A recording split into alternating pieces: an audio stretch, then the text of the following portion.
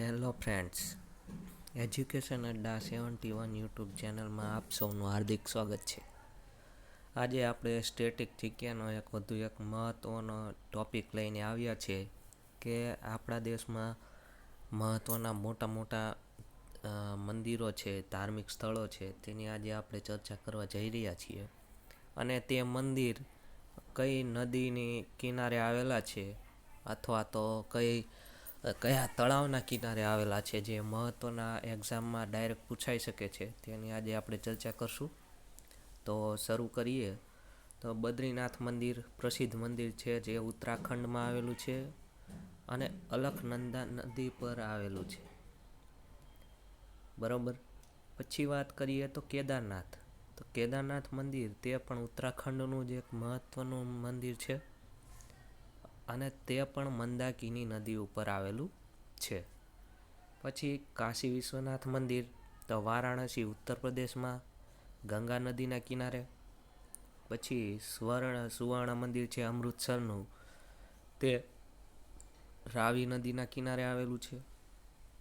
પછી અમરનાથ મંદિર છે પહલગામ, જમ્મુ કાશ્મીરમાં જે અમરનાથ મંદિર આવેલું છે તે અમરાવતી નદીના કિનારે આવેલું. પછી આપણે વાત કરીએ તો વૈષ્ણોદેવી મંદિર ખૂબ જ પ્રખ્યાત, તે પણ જમ્મુ કાશ્મીરમાં આવેલું છે, તે દેવિકા નદીના કિનારે આવેલું છે. પછી અક્ષરધામ, તે નવી દિલ્હીમાં આવેલું છે, યમુના નદીના કિનારે. પછી કોણાર્કનું સૂર્ય મંદિર, તે કોણાર્ક નામ પરથી યાદ રહી જાય, કોણાર્ક ઓડિશામાં આવેલું છે,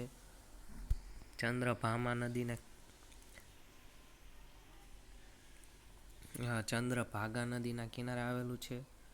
પછી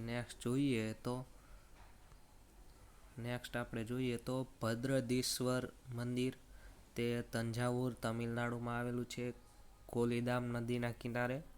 પછી લિંગરાજ મંદિર, તે ભુવનેશ્વર ઓડિશામાં આવેલું છે, તેની પાસે કોઈ નદી નથી. પછી સોમનાથ મંદિર છે, તે સૌરાષ્ટ્રમાં ગુજરાતમાં આવેલું છે, તે દરિયા કિનારે આવેલું છે મંદિર. પછી જગન્નાથ મંદિર, તે પુરી ઓડિશામાં આવેલું છે અને ચિલિકા ઝીલ નદીના કિનારે આવેલું છે, પછી કામાખ્યા મંદિર, તે ગુવાહાટી આસામમાં આવેલું છે, બ્રહ્મપુત્રા નદીના કિનારે આવેલું છે કામાખ્યા મંદિર. પછી શનિ સિંગણાપુર, અહમદનગર મહારાષ્ટ્રમાં આવેલું છે, તેની પાસે કોઈ નદી નથી.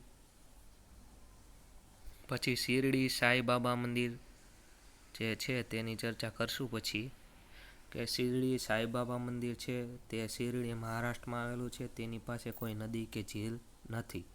પછી દેલવાડા મંદિર, દેલવાડાના દેરા કહી છીએ આપણે, તે માઉન્ટ આબુ રાજસ્થાનમાં આવેલું છે અને બનાસ નદીના કિનારે આવેલું છે.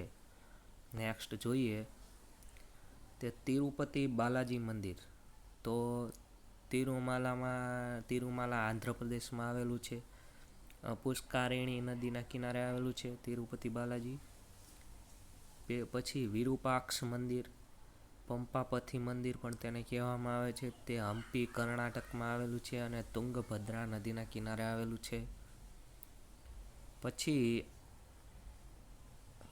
પછી આગળ વાત કરીએ તો સિદ્ધિવિનાયક મંદિર, તે મુંબઈનું ખૂબ જ પ્રખ્યાત મંદિર છે, મુંબઈ મહારાષ્ટ્રમાં આવેલું અને ભીમા નદીના કિનારે આવેલું છે.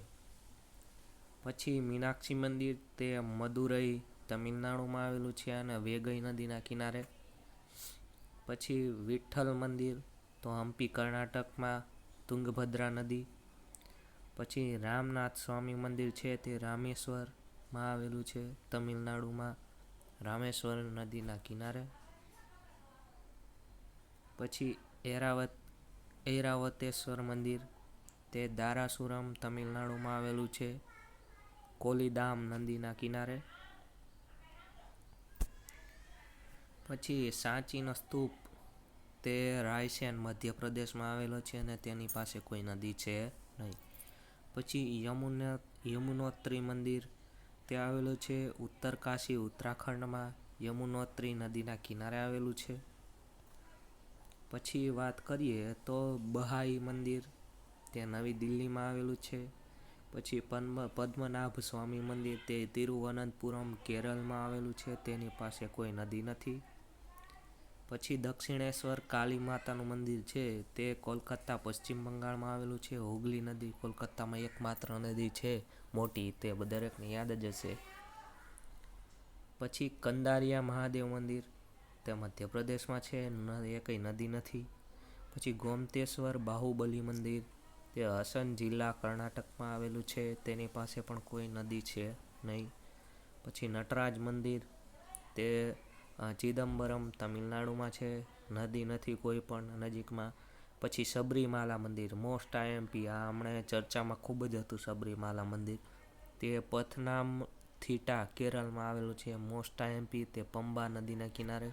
આ ક્વેશ્ચન પૂછાવાની પૂરેપૂરી સંભાવના છે, કારણ કે કરંટ કહી શકાય થોડુંક. બરોબર. પછી મહાકાલેશ્વર મંદિર તે ઉજ્જૈન મધ્યપ્રદેશમાં આવેલું છે, શિપ્રા નદીના કિનારે આવેલું છે.